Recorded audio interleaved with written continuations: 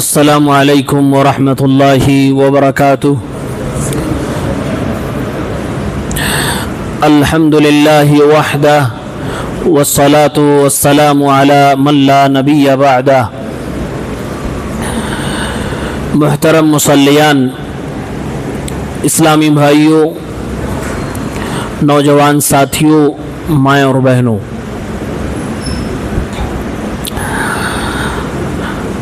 پارہ نمبر 10 اس کی ابتدا میں بھی سورۃ الانفال کا بقیہ حصہ ہے۔ میں نے کہا تھا کہ انفال مال غنیمت کو کہتے ہیں۔ لوگ سوال کر رہے تھے کہ اس کو کیسے تقسیم کرنا ہے، تو اس کا جواب دیتے ہوئے اللہ تعالیٰ نے 10ویں پارے کی بالکل شروعات میں بتلایا، وَاعْلَمُوا أَنَّمَا غَنِمْتُم مِّن شَيْءٍ فَأَنَّ لِلَّهِ خُمُسَهُ وَلِلرَّسُولِ وَلِذِي الْقُرْبَى وَالْيَتَامَى وَالْمَسَاكِينِ وَابْنِ السَّبِيلِ۔ کہا بانٹنے کا طریقہ یہ ہے کہ جو بھی مال غنیمت ہے اس کو 5 حصوں میں تقسیم کرو، اس کے 100% بناؤ، اس میں سے 80% یعنی 4 حصہ مجاہدین کے درمیان تقسیم کر دو، اور 20% یعنی کہ 1 حصہ جو بچ رہا ہے اس میں پھر 5 حصے بناؤ۔ 1 حصہ اللہ اس کے رسول کا، 1 حصہ اللہ کے رسول کے رشتہ داروں اور قریبی لوگوں کا، اور پھر 1 حصہ یتیموں کا، 1 حصہ مسکینوں کا، اور پھر 1 حصہ مسافروں کا۔ اس طریقے سے مال غنیمت کو تقسیم کرنا ہے۔ اس کے بعد اللہ تبارک و تعالی نے بتلایا ہے کہ میدان جہاد میں کامیابی کے اصول کیا ہے، بلکہ یہ زندگی کے ہر محاذ پہ کامیاب ہونے کے اصول و ضابطے ہیں۔ کامیاب ہونا یہ اچھی بات ہے اور بڑی بات ہے، لیکن کامیابی پہ ٹکے رہنا یہ بہت بڑی بات ہے۔ تو اللہ تعالیٰ نے 6 اصول بتائے ہیں جس کو اپنا کر انسان کامیاب بھی ہو سکتا ہے اور کامیابی پہ ٹک بھی سکتا ہے۔ پہلا ہے فَاثْبُتُوا، ثابت قدمی سے ڈٹ کر کام کیا کرو۔ وَاذْكُرُوا اللَّهَ كَثِيرًا، نمبر 2 اللہ تعالیٰ کا ذکر زیادہ کیا کرو۔ نمبر 3 وَأَطِيعُوا اللَّهَ وَرَسُولَهُ، اللہ اور اس کے رسول کی اطاعت و فرما برداری کرو۔ نمبر 4 وَلَا تَنَازَعُوا، اختلاف نہ کرو آپس میں۔ نمبر 5 وَاصْبِرُوا، صبر سے کام لو۔ نمبر 6 وَلَا تَكُونُوا كَالَّذِينَ خَرَجُوا مِن دِيَارِهِم بَطَرًا وَرِيَاءَ النَّاسِ وَيَصُدُّونَ عَن سَبِيلِ اللَّهِ، ان لوگوں کے نقش قدم پہ نہ چلو جو لوگ گھمنڈ کرتے ہیں، دکھاوا کرتے ہیں اور اللہ کے راہ سے لوگوں کو روکتے ہیں۔ یہ 6 چیزیں انسان اپنائے گا تو میدان جہاد میں کامیابی ملے گی، بلکہ زندگی کے ہر محاذ پہ انسان کامیاب ہوگا اور پھر اس کامیابی پر وہ دیر تک قائم بھی رہے گا۔ اللہ تبارک و تعالی نے ابلیس کے دھوکہ دینے کے ایک پیٹرن کو بیان کیا ہے، اور یقین مانے اس طریقے کا بہت سارے انسان بھی دھوکہ دیتے، اور یہ ابلیسی طریقہ ہے، یہ شیطانی طریقہ ہے۔ اللہ نے فرمایا وَإِذْ زَيَّنَ لَهُمُ الشَّيْطَانُ أَعْمَالَهُمْ، شیطان نے لوگوں کے اعمال کو مزین کر دیا، خوبصورت بنا دیا۔ اعمال بھی شیطان مزین کرتا ہے، جی مزین کرتا ہے۔ کیسے پتا چلے گا کہ اعمال مزین ہو گئے؟ اس کو خوبصورت بنا دیا گیا ہے نہیں خوبصورت؟ اس کو پتا کرنے کا سب سے آسان طریقہ یہ ہے، جو چیز شریعت میں حرام ہے اگر وہ چیز اچھی لگنے لگے تو سمجھ لیجئے کہ شیطان نے عمل کو، اس کام کو خوبصورت بنا دیا ہے اور مزین کر دیا۔ اس کی ایک مثال سمجھے، اللہ کے نبی صلی اللہ علیہ وسلم نے فرمایا عورت پردہ کرنے کی شے ہے. جب یہ بے پردہ نکلتی ہے تو شیطان اس کو خوبصورت بنا کے مردوں کی نگاہ میں پیش کرتا ہے. لوگوں کو اگر بے پردہ عورتیں دیکھنے میں مزہ آ رہا ہے، اس کا مطلب یہ ہے کہ یہ خوبصورت بنا دیا گیا ہے گناہ کا کام.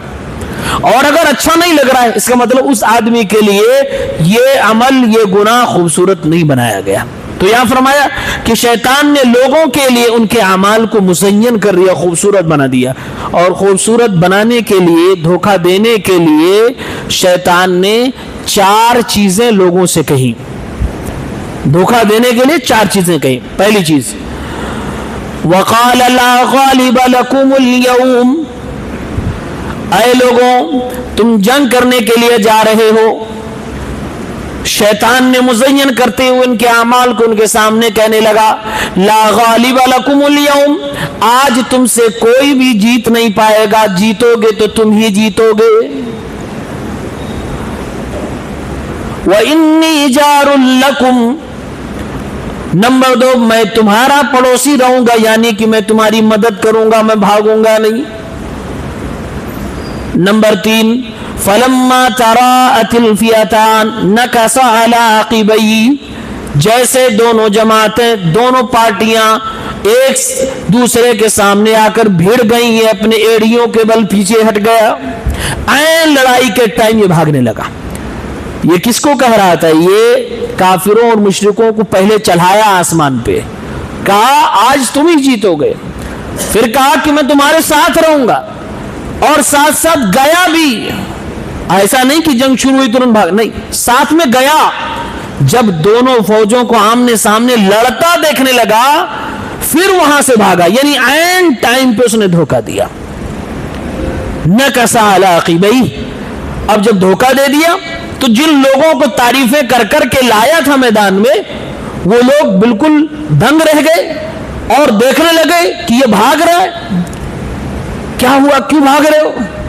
تو جواب دیکھیے کیا دیتا ہے. 3 جواب دیتا ہے. کہتا ہے انی بریء منکم، میرا تم لوگوں سے کوئی واسطہ نہیں. یہی شیطانی دھوکہ ہے.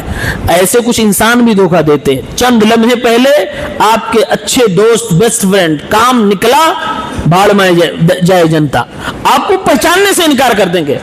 کہا انی بریء منکم، میں تم لوگوں سے بری ہوں، میرا تمہارا کوئی واسطہ نہیں ہے. انی ارا ما لا ترون، مجھے وہ چیزیں دکھائی دے رہی ہیں جو تمہیں نہیں دکھائی دے رہی ہیں. یہ حقیقت بول رہا تھا. فرشتے اتر رہے ہیں مسلمانوں کی طرف سے، اس کو دکھائی دے رہے تھے، ان کافروں کو نہیں دکھائی دے. کہا مجھے جو دکھائی دے رہا وہ تمہیں نہیں دکھائی دے رہا ہے. اس کے بعد کہا انی اخاف اللہ، مجھے اللہ سے ڈر لگ رہا ہے. یہ شیطان بول رہا مجھے اللہ سے ڈر لگ رہا ہے. یہ 3 وجوہات بتا کر خوب تیزی سے میدان سے بھاگ گیا اور کافروں کو جن کو چڑھا کے لایا تھا میدان کارزار میں ان کو بھڑا دیا اور پھر ان کی درگت بن گئی. تو شیطان کبھی کبھی انسانوں کو زبان سے بول کر، ساتھ دے کر مزین کرتا ہے، لوگوں کو دھوکہ دینے کے لیے آگے بڑھاتا ہے، پھر اینڈ ٹائم پہ پیچھا چھڑا کے بھاگ جاتا ہے. ایسے کچھ دوست بھی ہوتے ہیں جو لوگوں کو بالکل آسمان کی بلندی پر چڑھانے کے بعد نیچے سے درخت کاٹ دیتے ہیں، پھر آدمی کھائی میں جا کے گر جاتا ہے. تو یہ شیطانی دھوکہ ہے. اللہ تبارک و تعالیٰ نے ایک حقیقت بتلائی ہے کہ جب میدان بدر میں مسلمان اور کفار کی لڑائی ہو رہی تھی تو کفار کے چہرے پر مسلمان وار کرتے تھے اور یہ بھاگنے لگتے تو ان کی پشت پر، ان کے دبر پر اللہ کے فرشتے وار کرتے تھے. عبداللہ بن عباس رضی اللہ تعالی عنہما نے اس کو بیان کیا ہے. یہ بھاگ رہے تھے تو فرشتے پیچھے سے مار رہے اور میدان میں سامنے آ رہے تو صحابہ کرام مار رہے. اللہ نے فرمایا یہ دنیا کی مار صرف نہیں ہے، جب یہ مرنے لگیں گے تو فرشتے پھر ان کو چہرے پہ اور ان کے دبر پہ ماریں گے. فرمایا اللہ نے وَلَوْ تَرَى إِذْ يَتَوَفَّى الَّذِينَ كَفَرُوا، جب کافر لوگ مرنے لگتے ہیں جب ان کو آپ دیکھو، الْمَلَائِكَةُ يَضْرِبُونَ وُجُوهَهُمْ وَأَدْبَارَهُمْ، اللہ کے فرشتے ان کے چہرے اور ان کی پشت پر ان کے دبر پہ مارتے ہیں اور کہتے ہیں وَذُوقُوا عَذَابَ الْحَرِيقِ، یہ جلنے کا عذاب چکھو. آدمی کی برزخی زندگی اس کے موت آنے کے بعد وہیں سے شروع ہو جاتی ہے، وہیں سے اس کے لیے پریشانیاں، مار پیٹ فرشتوں کی اس کو جھیلنے پڑے گی. کیوں؟ ذالک بما قدمت ایدیکم وان اللہ لیس بظلام للعبید.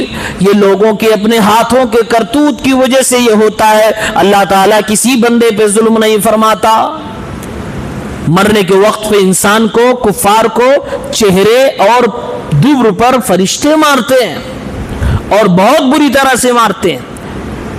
چہرے اور دبر کا ذکر خاص طور سے اس لیے کیا گیا ہے کیونکہ یہاں کی مار زیادہ دیر تک انسان کو محسوس ہوتی ہے، ورنہ پورے جسم میں مار پڑ سکتی ہے. اور فرشتے مارے، ایک انسان کو چہرے پہ مارے. دنیا میں تو اسلام کہتا ہے کہ کوئی آدمی کسی عورت، کسی انسان کے چہرے پہ نہ مارے، ایک شوہر اپنی بیوی کے چہرے پہ نہ مارے. لیکن یہاں فرشتے کفار کو اس کے چہرے پر، اس کے دبر پر ماریں گے. اللہ تعالی ہمیں موت کی سختیوں سے بچائے. اللہ تعالیٰ نے ایک قانون اور ضابطہ یہ بھی بتا دیا کہ اللہ جب کوئی نعمت دے دے اس نعمت کا فائدہ اٹھاؤ، شکریہ ادا کرو، مزید بڑھا کے دیا جائے گا. لیکن کبھی کبھی ایسا آتا ہے کہ دی ہوئی نعمت چھین لی جاتی ہے. ہمیں غور اس بات پہ کرنا ہے کہ کیوں نعمتیں کیوں چھین لی جاتی ہیں. اللہ نے فرمایا کہ نعمتیں اس لیے چھین لی جاتی ہیں کیونکہ آدمی چھیننے والا کام کرتا ہے. فرمایا اللہ نے ذالک بأن اللہ لم یکن مغیرا نعمتا انعمها علی قوم. کسی قوم پر اللہ تعالیٰ جب نعمتوں کی برکھا فرماتا ہے اس کو بدلتا نہیں ہے. کب تک نہیں بدلتا ہے؟ حتی یغیروا ما بانفسہم، جب تک لوگ خود اپنے آپ کو بدل نہیں لیتے، یعنی بجائے شکر کے کفر کرنے لگتے ہیں، ناشکری کرنے لگتے ہیں، نعمت کا غلط استعمال کرنے لگتے ہیں. تو رب العالمین نعمتوں کو چھین لیتا ہے، اور اگر نعمتیں باقی بھی رہ جائیں تو اس کی برکتوں کو چھین لیتا ہے، اس کے لیے وبال جان بنا دیتا ہے، رحمت کے بجائے زحمت بنا دیتا ہے. تو کوئی بھی نعمت ہمارے پاس ہو، نعمتیں تو ہماری دائیں بائیں پوری زندگی میں موجود ہے. ہماری اپنی صحت نعمت، ہمارا اپنا چلنا پھرنا بولنا یہ سب نعمت، ہماری اولادیں نعمت، گھر مکان میں نعمت، گاڑیاں نعمت، سب کچھ جو زمین پہ موجود ہے ہمارے دائیں بائیں جو ہم استعمال کر رہے ہیں وہ سب کچھ نعمت ہے. اللہ فرما رہا ہے اس نعمت کو میں جب بدلوں گا جب تم خود بدل جاؤ گے، یعنی کہ ناشکری کرو گے، غلط راستے پہ چلو گے، اس کا غلط استعمال کرو گے. یہ موبائل ایک نعمت ہے، اس نعمت کا غلط استعمال کریں گے تو رب العالمین اس نعمت کو غلط استعمال کرنے کی وجہ سے تمہارے لیے وبال جان بنا دے گا. کل قیامت کے دن ہر انسان کو اپنے نامے اعمال کو دیکھنا پڑے گا، حساب و کتاب دینا پڑے گا. کل قیامت کے دن صرف اسی موبائل کا اگر حساب دینے کے لیے انسان کو کھڑا کر دیا جائے، بتائے کون ایسا انسان ہے جو بچ جائے گا، بری ہو جائے گا؟ یہی ہمارے اور آپ کے آخرت برباد کرنے کے لیے کافی ہے. اور باقی نامے اعمال کے گناہ تو اور اللہ تعالی ہم سب کی حفاظت فرمائے، نعمتوں کا صحیح استعمال کرنے کی توفیق عنایت فرمائے.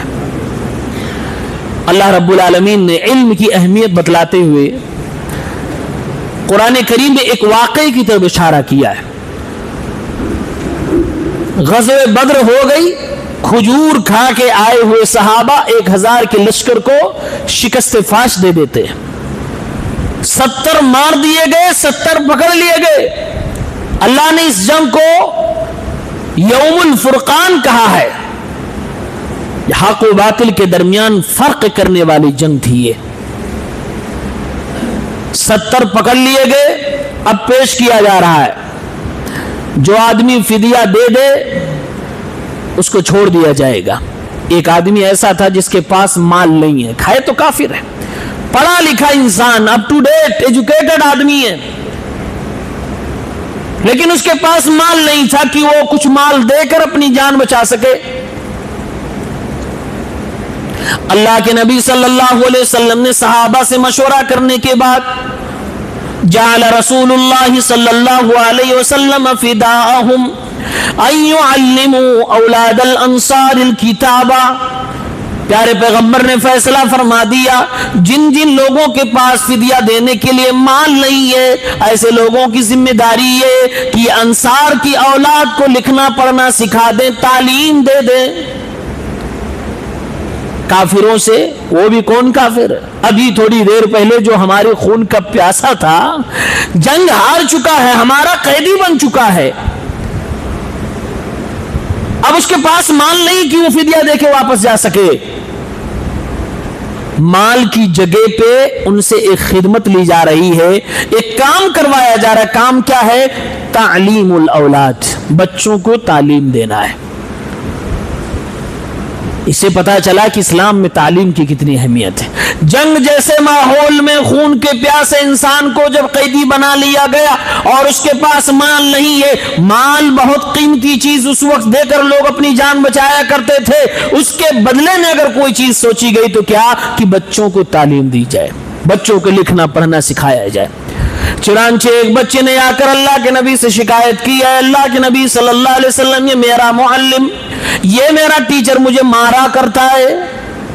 اللہ کے نبی نے ٹیچر کو بہت برا بھلا کہا، فرمایا بڑا خبیث انسان ہے، جنگ میں ہمارے مردوں کو نہیں ہرا سکا تو ہمارے بچوں کو ٹیچر بن کے دشمنی نکال رہا ہے۔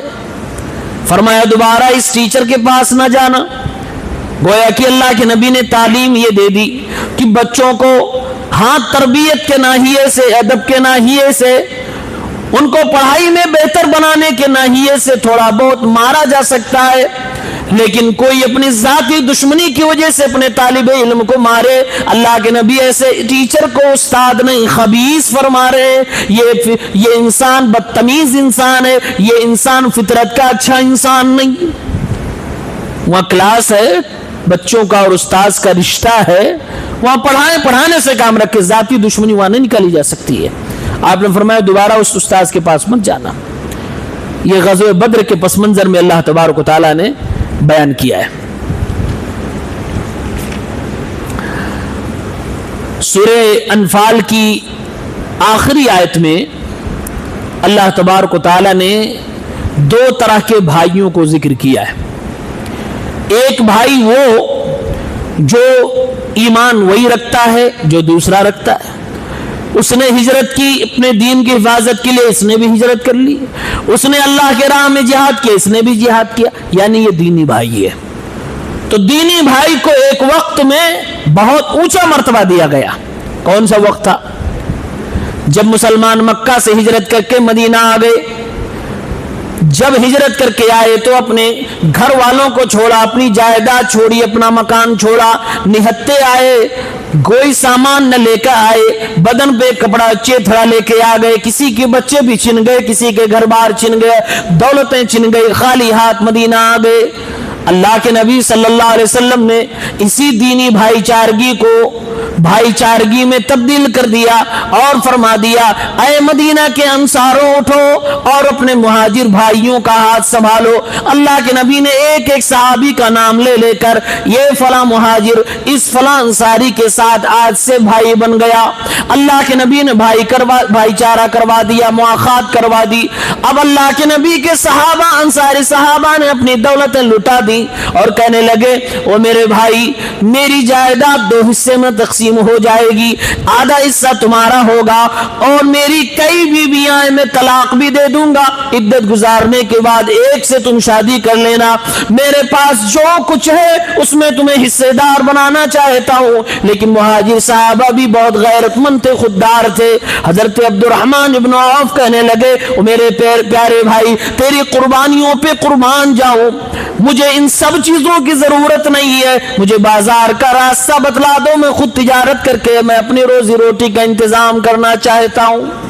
اللہ کے نبی نے جو یہ بھائی چارہ کروایا تھا، یہ اتنا مضبوط بھائی چارہ تھا کہ خونی رشتے سے بھی زیادہ مضبوط تھا۔ خونی رشتے والا میدان جہاد میں تلوار لے کر سامنے آ جائے، اللہ کے نبی کے صحابہ اس کو بخشتے نہیں تھے، لیکن یہ دین کے رشتے والے کو اپنی پوری جائیداد میں سے آدھا حصہ دینے کو تیار ہے، اپنی بیوی کو طلاق دینے کے بعد اسے دینے کو تیار ہے۔ یعنی کہ اللہ کے نبی نے جو تربیت فرمائی کہ دین کے رشتے کو زیادہ بلند کرو اور اونچا بناؤ اور دنیا کے رشتے کو بعد میں رکھو۔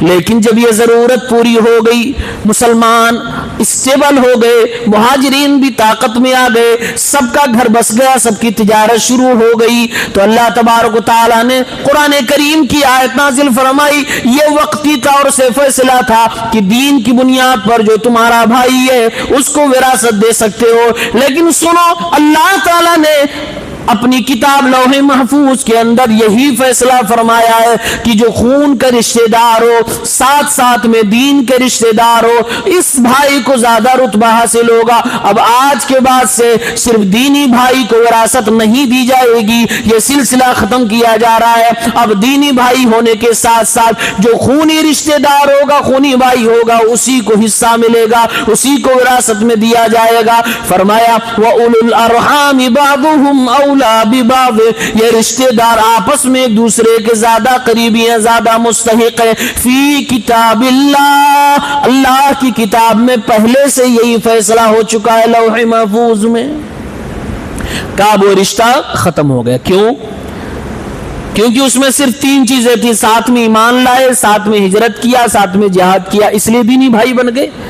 ادھر ایک رشتہ اور مضبوط آ گیا، ایمان بھی لائے، ہجرت بھی کیا اور جہاد بھی کیا، ساتھ میں ایک ہی خون کے بھائی ہیں، رشتہ دار ہو گئے۔ تو اللہ تعالیٰ نے اس رشتہ داری کو آگے بڑھا دیا اور کہا اب یہ نمبر 1 پہ رہے گا، وراثت اس خونی رشتے کی بنیاد پر، رشتہ داروں کی بنیاد پر چلے گی، اب دین کی بنیاد پر وراثت کی تقسیم نہیں ہوگی۔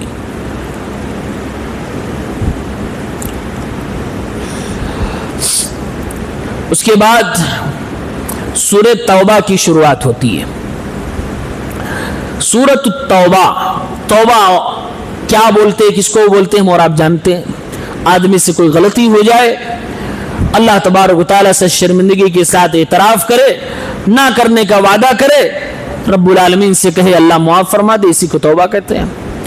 چونکہ اس سورت کے اندر کچھ لوگوں کے توبہ کرنے کا نرالا انداز آیا ہے، وہ ہائی لائٹڈ واقعہ ہے، اس لیے اس سورت کا نام سورۃ توبہ پڑا ہے۔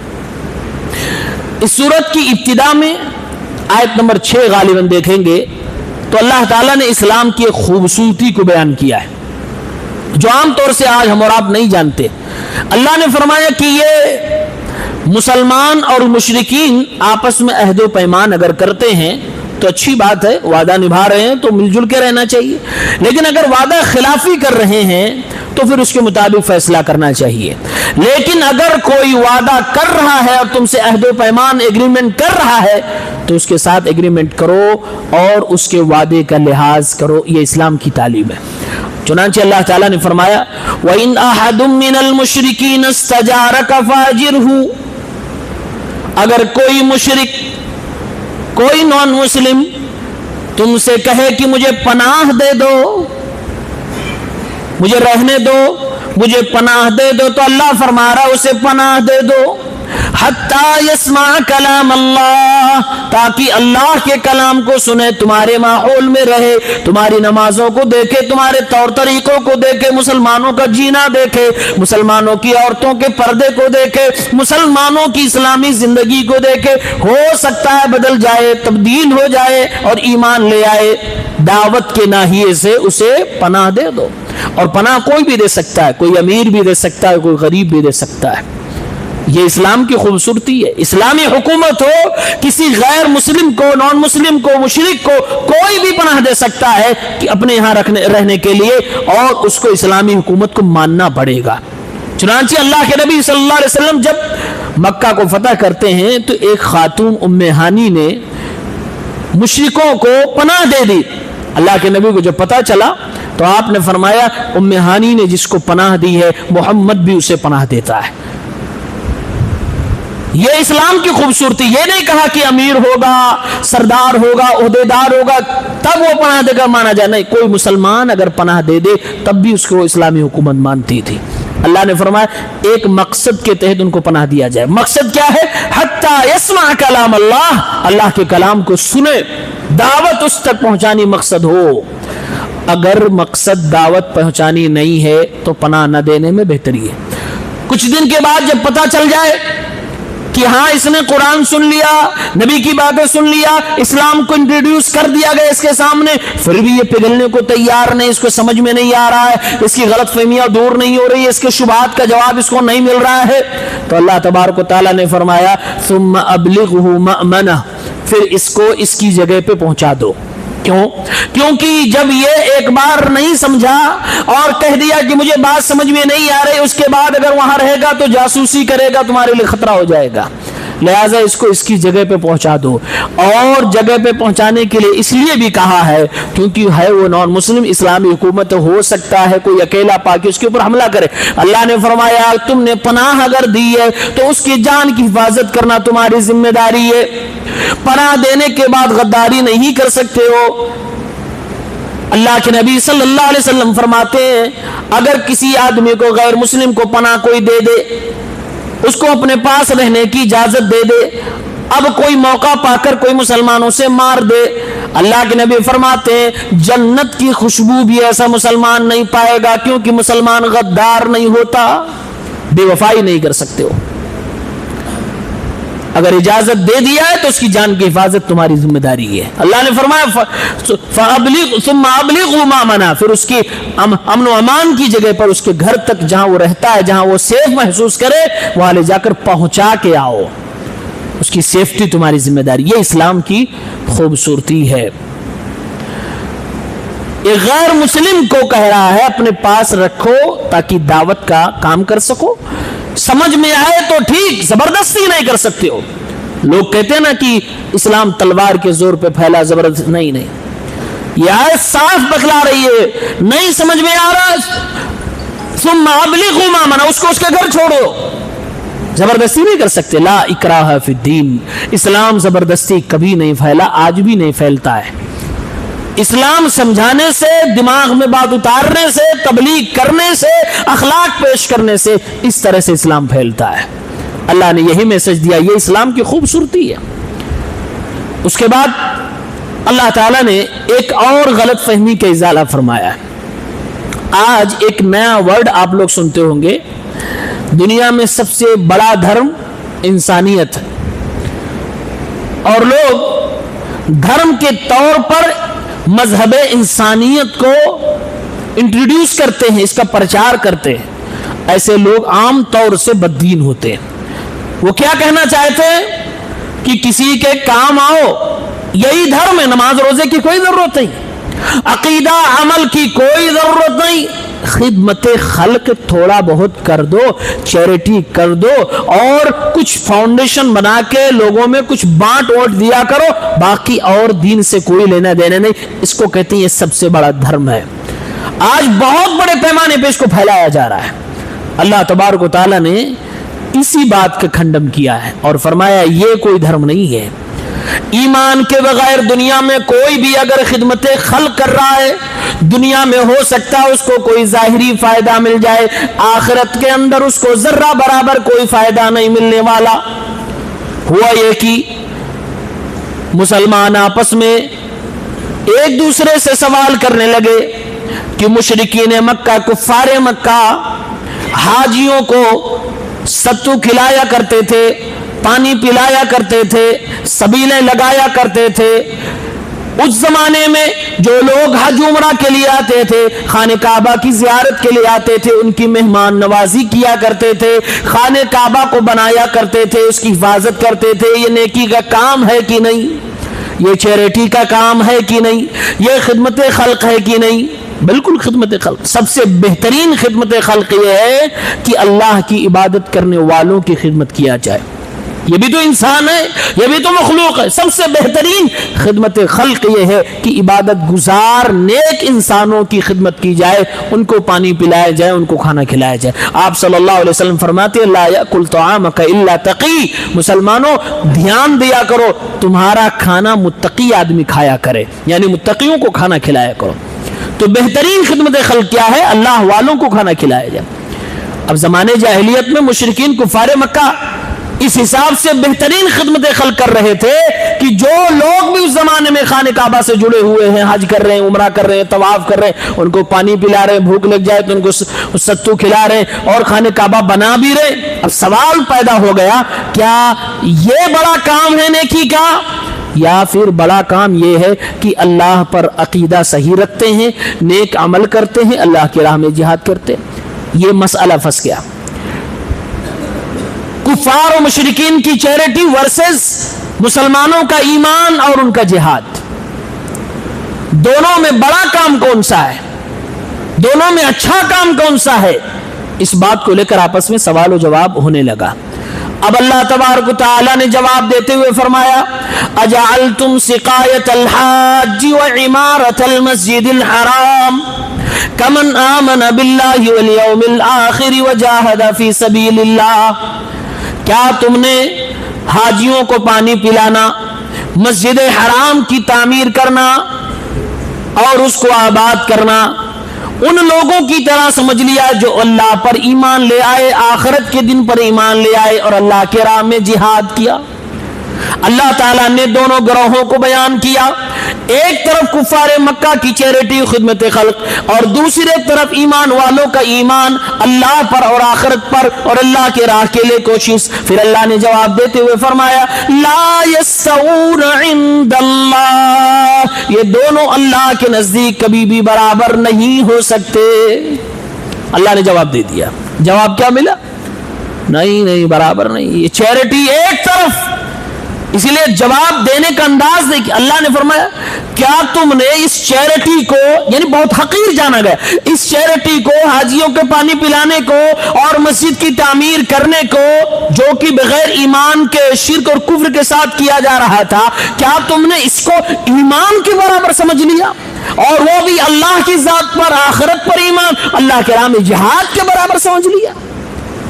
لا یستوون عند اللہ، اللہ کے نزدیک برابر نہیں ہو سکتے۔ اس لیے اللہ نے ایمان والوں کا پہلے ایمان ہی ذکر کر دیا، گویا کہ اللہ تعالیٰ نے میسج دے دیا، اگر دنیا میں کوئی بھی آدمی خدمت خلق کرے، چیریٹی کرے، لوگوں میں راشن کٹ بانٹے، لوگوں میں کمبل تقسیم کرے، غریبوں کا مفت علاج کرائے، لیکن اگر اس کے پاس ایمان کی دولت نہیں ہے تو دنیا میں فائدہ مل سکتا، آخرت میں کچھ نہیں ملنے والا، اور اصلی فائدہ تو آخرت میں ملنا چاہیے۔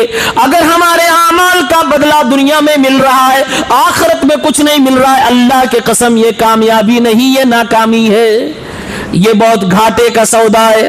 اسی کو اللہ تبارک و تعالیٰ نے فرمایا، واللہ لا یہدی القوم الظالمین، اللہ تعالیٰ یہ حاجیوں کو پانی پلانے والے، یہ مسجد کی تعمیر کرنے والے کفار مکہ و مشرکین مکہ کو ہدایت نہیں دے گا، یہ ظالم لوگ ہیں۔ سوال ایک اور کھڑا ہو گیا، دو بڑے کام ان کے ذکر کر کے اللہ فرما رہا ہے یہ ظالم لوگ ہیں۔ بھائی حاجیوں کو پانی پلایا، کون سے ظلم کی بات ہو گئی؟ خانہ کعبہ کی تعمیر کرا دی، یہ کون سے ظلم کی بات ہو گئی؟ اللہ فرما رہا نہیں یہ ظالم ہے، ظالموں کو ہدایت نہیں ملتی ہے۔ ظالم کیوں کہا؟ کیونکہ یہ مشرک تھے، اور مشرک سے بڑا ظالم کوئی نہیں ہوتا ہے۔ ان الشرک لظلم عظیم، شرک سب سے بڑا ظلم ہے۔ اس لیے اللہ تبارک و تعالیٰ نے فرمایا کہ مشرک سے بڑا کوئی ظالم نہیں ہوتا ہے۔ اس سے ایک میسج ملا کہ خدمت خلق کے نام پر جو مذہب انسانیت لوگ پیش کرتے ہیں، دراصل یہ کوئی دین ہے ہی نہیں، یہ بددینی ہے، یہ دہریت ہے، یہ ایتھیزم ہے۔ ایسے لوگ کسی دین کو نہیں مانتے، اور اسلام کے نزدیک ایسے دین کی کوئی اہمیت نہیں ہے۔ ایسے لوگ دہریہ مانے جائیں گے، بددین مانے جائیں گے، ناستک مانے جائیں گے۔ کوئی بھی چیریٹی کرو، مسلمانوں کی خدمت خلق کرو، یہ بہت بہترین کام ہے، لیکن یاد رکھو ایمان ضروری ہے۔ ایمان ہوگا تو یہ چیزیں اللہ تعالیٰ کے نگاہ میں بڑی خوبصورت ہیں، رب العالمین اس کا بہترین بدلہ عطا فرمائے گا۔ اللہ کے نبی صلی اللہ علیہ وسلم فرماتے ہیں کہ سب سے بڑی نیکی یہ ہے کہ کسی مسلمان کو خوش کر دو جائز تمناؤں کو پوری کر کے۔ اللہ کے نبی صلی اللہ علیہ وسلم کے پاس ایک عورت آتی جو کہ عقل سے کوئی اچھی نہیں تھی، دماغ اس کا ٹھیک نہیں تھا، اللہ کے نبی سے کہتی کہ چلیے میرا کام ہے کر دیجیے۔ اللہ کے نبی اس کے ساتھ ساتھ چلتے جاتے، مکے کی گلیوں میں چلتے اور اس کے ضرورت کی چیزیں جو بتلاتی کہ یہ میرا کام کر دیجیے، آپ صلی اللہ علیہ وسلم کر دیا کرتے تھے۔ تو خدمت خلق تو اسلام کی خوبصورتی ہے، لیکن ایمان کے ساتھ۔ آج دنیا جو ہمیں سکھلا رہی ہے کہ بغیر ایمان کے چیریٹی کا کام کریے، یہ کریے وہ کریے، دنیا میں فائدہ مل سکتا ہے، ووٹ وغیرہ مل سکتے ہیں، آپ کو نیتا بنایا جا سکتا ہے، اللہ تعالیٰ کی جنت نہیں مل سکتی۔ اللہ تبارک و تعالیٰ نے ایک فقہی حکم بیان کیا۔ مسلمانوں کی 3 بڑی مسجدیں ہیں دنیا کے اندر۔ مسجدیں تو بہت بڑی بڑی ہیں، لیکن 3 بڑی اس اعتبار سے ہیں کہ وہ اللہ کی نگاہ میں بڑی ہیں۔ اجازت دی گئی ہے کہ سفر کر کے اس مسجد میں ثواب کی نیت سے آپ جا سکتے ہو۔ مکۃ المکرمہ کی مسجد حرام، مدینہ منورہ کی مسجد النبوی اور مسجد اقصی بیت المقدس، یہ 3 مسجدیں ایسی ہیں جن کی طرف ہم سفر کر کے جا سکتے ہیں اس نیت سے کہ چلیں وہاں نماز پڑھیں گے، ثواب ملے گا۔ مکے والی مسجد میں 1 لاکھ ایک وقت کا ثواب ملتا ہے، مدینے والی مسجد میں مسجد نبوی کے اندر 1000 اور مسجد اقصی کے اندر 500، یہ ثواب اللہ نے۔ ان کے علاوہ دنیا کی کوئی بھی کتنی خوبصورت مسجد ہو، چاہے وہ اپنی انڈیا کی ہو، انڈونیشیا کی ہو، جکارتا کی ہو، دبئی کی ہو، کسی بھی کنٹری کی ہو، کتنی بھی خوبصورت بنا دی جائے، اس میں سونے اور ہیرے جواہرات لگا دیے جائیں، رب کعبہ کی قسم ثواب کی نیت سے سفر کرنا اس کی طرف جائز نہیں ہے۔ یہ ان 3 مسجدوں کا مقام ہے، لیکن ان تینوں میں ایک خوبی ہے مسجد حرام مکے والی مسجد کی جو ان دونوں کو بھی نہیں ہے۔ وہ کیا ہے؟ اللہ تبارک و تعالیٰ نے فیصلہ فرما دیا کہ مسجد حرام میں، مکے والی مسجد میں کوئی بھی مشرک نہیں گھس سکتا، کوئی بھی مشرک نہیں جا سکتا۔ وجہ کیا ہے؟ وجہ یہ کہ یہ لوگ معنوی طور سے ناپاک ہے، شرک اور کفر کی وجہ سے ان کا عقیدہ گندا ہو چکا ہے۔ گندے عقیدے والے مکۃ المکرمہ مسجد الحرام کی حدود میں داخل نہیں ہو سکتے۔ فرمایا یا ایھا الذین آمنوا انما المشرکون نجس، اے ایمان والو مشرک لوگ ناپاک ہوتے ہیں، فلا یقربوا المسجد الحرام بعد عامہم ھذا، تو اس سال کے بعد مسجد حرام کے قریب نہ آئیں گے۔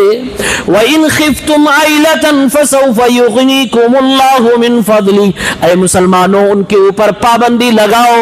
ان کی پابندی لگانے سے اگر تمہاری مارکیٹ چوپٹ ہو جاتی ہے، تمہارا بزنس خراب ہو جاتا ہے، ڈرنے کی ضرورت نہیں، اللہ تعالیٰ تمہارے لیے روزیوں کا دروازہ پیدا فرمائے گا، راستے کھولے گا انشاء، اور ضرور کرے گا۔ یہ انشاء لوگوں کے لیے شرطیہ کی بات نہیں بلکہ تاکید کے طور پہ کہ اللہ تعالیٰ تمہارے لیے ضرور راستہ کھولے گا، تمہاری روزیاں بڑھائے گا، گرچہ بازار سے کفار اٹھ جائیں گے۔ مسئلہ کیا معلوم ہوا؟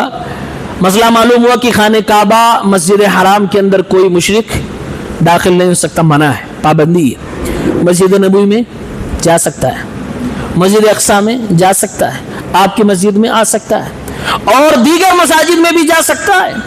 صرف خانہ کعبہ مسجد حرام کے اندر کسی بھی مشرک کی انٹری نہیں ہو سکتی۔ یہ قرآن کے نص سے ثابت ہے، فلا يقربوا المسجد الحرام بعد عامهم هذا۔ کچھ سال پہلے ایک کنٹروورسی ہوئی تھی نا، کسی ایرانی نے مسجد نبوی کے صحن میں قدم رکھ دیا تھا، میڈیا نے ہنگامہ کر دیا، یہ دیکھو بک گئے، یہ تو ڈالر کے، یہ تو امریکہ کے غلام، ان لوگوں نے مسجد نبوی کو کھول دیا کفار کے لیے۔ اسلام میں بھائی صاحب جائز ہے۔ اللہ کے نبی صلی اللہ علیہ وسلم نے ایک کافر کو مسجد نبوی کے کھمبے میں باندھ کے رکھا تھا، اب کیا کرو گے؟ نصارہ کے پورے وفد اور ڈیلیگیشن کو مسجد نبوی میں ان کو ان کے طریقے پہ عبادت کرنے کا موقع دیا تھا، آپ نے اجازت بھی دے دی تھی۔ وہاں اجازت ہے، قباء میں اجازت، دوسری مسجدوں میں اجازت، صرف خانہ کعبہ مسجد حرام میں پابندی ہے۔ یہ مسجد حرام خانہ کعبہ کا تقدس ہے، یہ وہ خاص فضیلت ہے جو پوری دنیا میں صرف اللہ کے پہلے گھر مسجد حرام اور خانہ کعبہ کو حاصل ہے، ورنہ کسی اور مسجد کو یہ رتبہ نہیں حاصل ہے۔ اور اللہ نے مسئلہ بھی بتا دیا، چونکہ اس زمانے میں مکہ بزنس ہب بنا ہوا تھا، جیسے ہندوستان کے لیے ممبئی ہے، پوری دنیا کے لیے دبئی ہے، بزنس ہب۔ اب اگر کوئی پابندی لگا دے کہ فلاں لوگ ہمارے یہاں نہیں آ سکتے، اب پتہ لگ رہا کہ فلاں لوگوں میں بڑے بڑے بزنس مین ہیں، تو بزنس معاملہ ٹوٹ تو نہیں جائے گا، ختم ہو جائے گا معاملہ، بزنس ختم ہو جائے گا، مارکیٹ ڈاؤن ہو جائے گی، بڑے بڑے بیپاری چلے جائیں گے۔ اللہ نے فرمایا اگر تمہیں اس بات کا ڈر لگ رہا ہے تو ڈرو نہیں، روزیاں دینے والا میں ہوں، جو میں کہہ رہا ہوں کرو، میرے گھر کو شرک سے 100% پاک کرو، روزیاں میں دوں گا۔ اور پھر اللہ تعالیٰ نے رزق عطا فرمایا۔ آپ دیکھو کما کما کے آج تھک جاؤ گے، یہاں پر وہ نعمتیں ہمیں میسر نہیں جو اہل مکہ کو میسر ہیں۔ پوری دنیا کی نعمتیں ہم پر نچھاور ہو جائیں، بہترین کمرے ہو جائیں، بہترین گاڑیاں ہو جائیں، ایک نہیں 4 بیویاں ہو جائے، سب کچھ ہو جائے، مکہ تو نہیں لا سکتے نا، ایک وقت میں 1 لاکھ کا ثواب تو نہیں کما سکتے نا۔ اس میں تو ہم سے آگے ہیں، دنیا میں بھی آگے ہیں، دین میں بھی آگے ہیں۔ اس وقت رب العالمین نے ان کو جو رتبہ و مقام عطا فرمایا ہے وہ شاید دوسروں کو نہیں میسر ہے۔ آج دنیا ان کو للچائی ہوئی نگاہوں سے دیکھ رہی ہے۔ کیا دولت ہے بھائی، کیا دولت ہے۔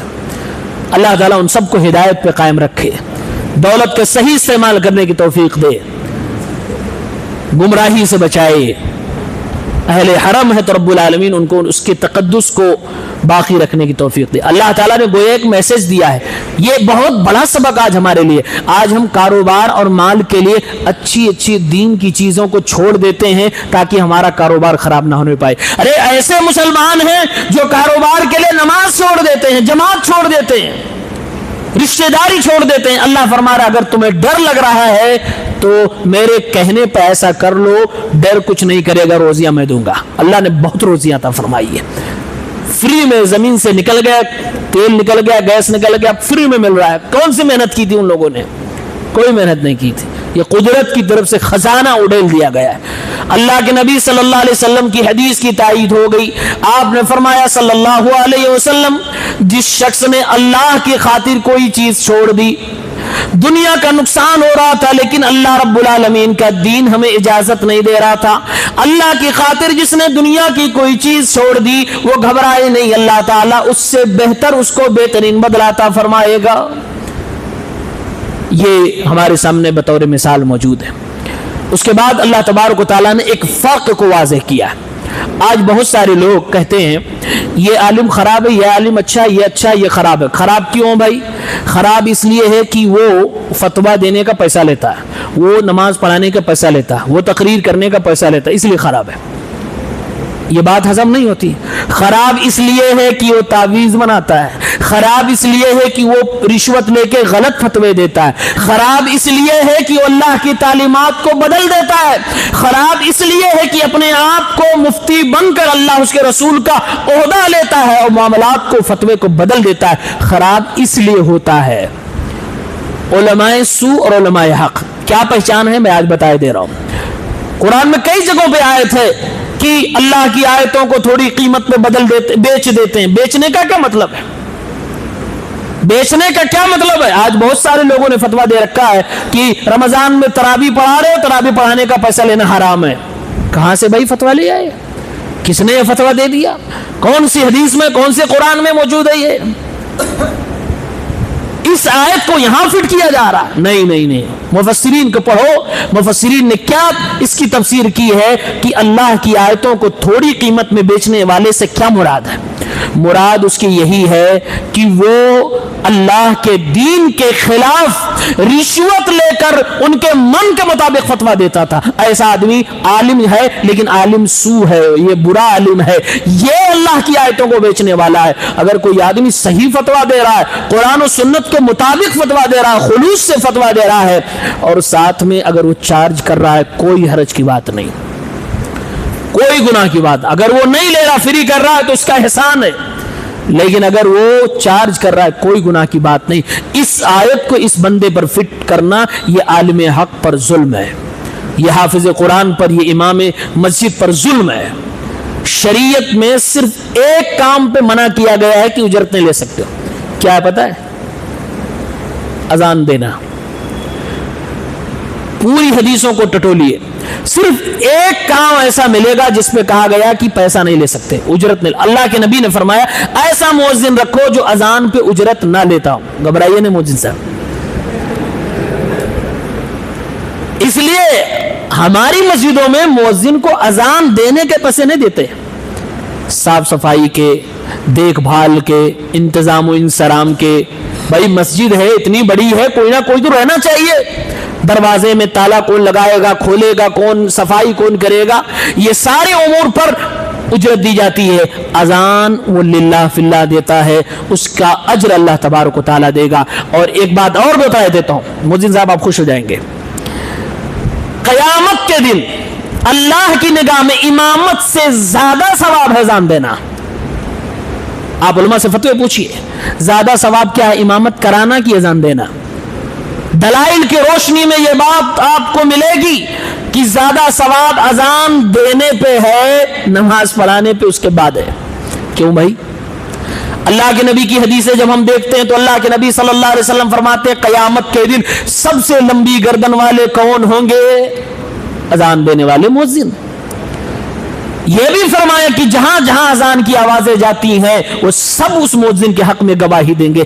کتنا بڑا رتبہ و مقام ہے. اسی دلیل کی بنیاد پر علماء نے کہا یہ فضیلت تو امام کے بارے میں بھی نہیں آئی ہے.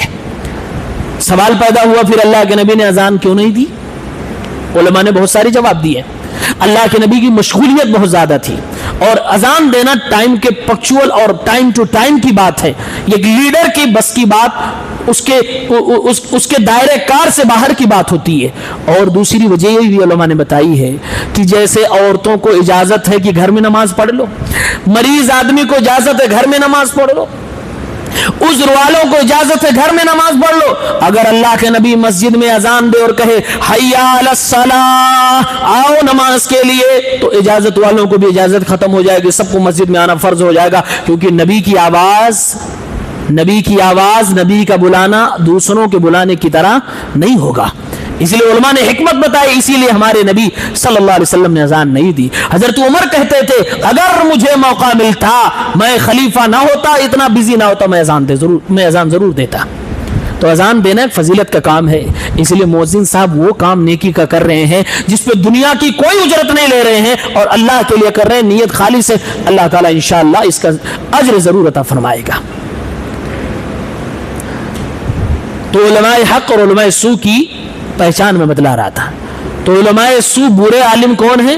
اب وہ چاہے فری میں برے ہوں یا پھر پیسے لے کے برے ہوں، لیکن آج تو ماحول ایسا ہے کہ جو برے ہیں، جو لوگوں کے من کے مطابق غلط فتوے دیتے ہیں، وہ پیسہ زیادہ لیتے ہیں. ہاں وہ زیادہ مہنگے ہیں. تعویذ بنانا اسلام میں جائز نہیں ہے، تعویذ کا سب سے زیادہ پیسہ لیا جاتا ہے. اور وہاں آدمی مٹھی بھر دے کیا، ارے ایسی باتیں، پوری بائک گفٹ کر دی گئی. مولانا آپ نے تعویذ بنائے، میرے گھر کا معاملہ صحیح ہو گیا، گاڑی دے دی گئی. اور کبھی آج تک سنا نہیں ہوگا کسی امام کو کسی نے گاڑی دے دیا. پھر میرے کو مولانا صاحب آپ نے ایک دعا بتائی تھی مزہ آ گیا، نہیں دیا ہوگا. وہاں زیادہ آدمی خرچ. علماء سو وہ ہیں جو دین کو بدلتے ہیں، چاہے وہ تھوڑے پہ بدلیں یا زیادہ پہ بدلیں. علماء سو ہیں، وہ برے علماء ہیں. اللہ تعالیٰ نے فرمایا ایسے لوگوں کے بارے میں اتخذوا احبارهم ورهبانهم اربابا من دون اللہ، اللہ کو چھوڑ کر لوگوں نے اپنے عالموں کو اپنا رب بنا لیا، یعنی دین بدلنے والا بنا لیا، شریعت سازی کرنے والا بنا دیا. اور فرمایا یا ایھا الذین آمنوا ان کثیرا من الاحبار والرهبان لا يأكلون اموال الناس بالباطل. ایمان والو، بہت سارے ایسے یہودی پادری، عیسائی پادری ہیں جو لوگوں کا مال باطل طریقے سے کھاتے ہیں. ويصدون عن سبيل اللہ، اور اللہ کے راستے سے بھی روکتے ہیں. آج بھی ایسے بہت سارے علماء سو ہیں جو لوگوں کو اللہ کے صحیح دین سے روکتے ہیں اور لوگوں کا مال باطل طریقے سے کھاتے ہیں. اللہ تعالی علماء سو سے امت مسلمہ کو محفوظ رکھے. پھر اس کے بعد حضرت ابو بکر صدیق رضی اللہ تعالیٰ عنہ کی فضیلت وارد ہوئی ہے کہ غار کے اندر حضرت ابو بکر اللہ کے نبی صلی اللہ علیہ وسلم کے ساتھ تھے. پورا گھر اللہ کے نبی کے سپورٹ میں لگا ہوا تھا. غار میں ابو بکر صدیق تھے اور جب غار میں آنے کی تیاری ہو رہی تھی تو اب حضرت ابو بکر کی بیٹی نے اپنے کپڑے کو پھاڑ کے زاد راہ کو باندھا تھا, اس لیے ان کو حضرت اسما ذات النطاقتین کہا جاتا ہے. حضرت ابو بکر کے بیٹے حضرت عبداللہ ابن ابی بکر نوجوان تھے, رات میں اپنی جان کو ہتھیلی میں لے کر اس غار میں آ کر اللہ کے نبی صلی اللہ علیہ وسلم کو مکے کی خبروں سے اپڈیٹ کرتے تھے. اور حضرت ابو بکر کے غلام عامر ابن فہیرہ بکریاں چراتے تھے, رات میں آ کر اس غار میں اپنی جان کو ہتھیلی پہ لے کر محمد الرسول اللہ کو بکریوں کا دودھ پلاتے تھے. خود ابو بکر, خود ان کی بیٹی, خود ان کا بیٹا اور خود ان کا غلام, پورا گھرانہ محمد الرسول اللہ صلی اللہ علیہ وسلم کے لیے قربان ہے اور اللہ کے نبی کی خدمت میں لگا ہوا ہے. اتنی بڑی قربانی کے بعد بھی اگر کوئی بے وقوف یہ کہے کہ ابو بکر صدیق نے اللہ کے نبی صلی اللہ علیہ وسلم کو یا اللہ کے نبی کے گھر والوں کو لوٹا ہے, غصب کیا ہے, تو ایسا جاہل, اس سے بڑا جاہل کوئی نہیں ہو سکتا. اسی لیے امام سعدی رحمت اللہ علیہ نے لکھا ہے کہ یہ آیت جس میں غار کے اندر ساتھی کا ذکر آیا ہے اور کہا گیا سیکنڈ آف ٹو, دونوں میں سے دوسرا, پہلے محمد الرسول اللہ, دونوں میں سے دوسرا, ثانی اثنین, یہ ابو بکر صدیق ہیں.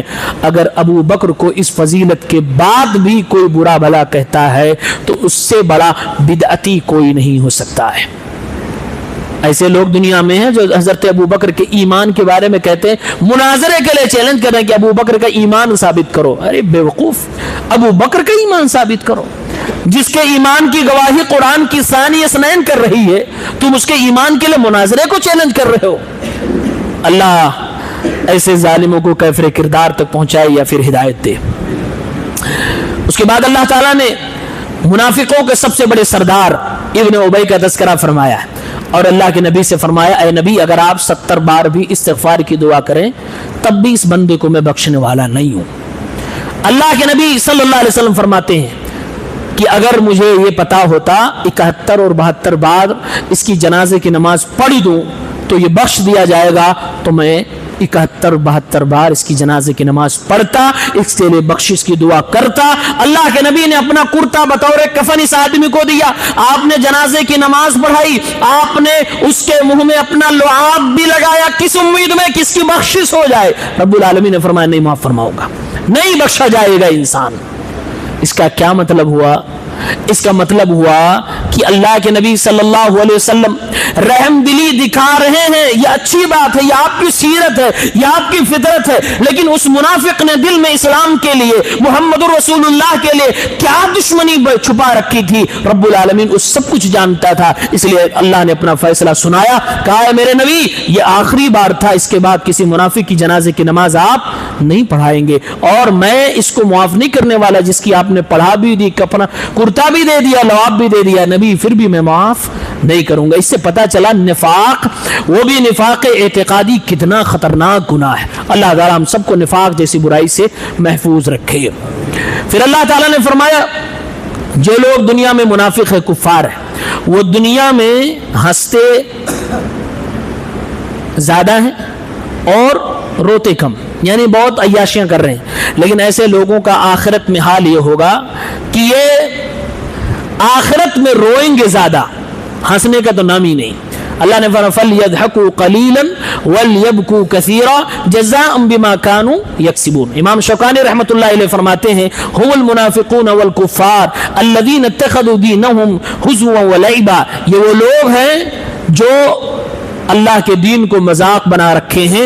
ایسے لوگوں کو اللہ تعالیٰ نے فرمایا فَلْيَضْحَكُوا قَلِيلًا فِي الدُّنْيَا, یہ دنیا میں تھوڑا ہنس لیں, وَلْيَبْكُوا كَثِيرًا فِي الْآخِرَةِ, یہ آخرت میں ان کو بہت زیادہ رونا پڑے گا. تو اللہ تبارک و تعالیٰ ہم سب کو دین سے محبت کرنے کی توفیق عنایت فرمائے. اللہ رب العالمین ہم سب کو پکا سچا ایمان والا مسلمان بنائے. آمین یا رب العالمین. وآخر دعوانا ان الحمد للہ رب العالمین. السلام علیکم ورحمۃ اللہ.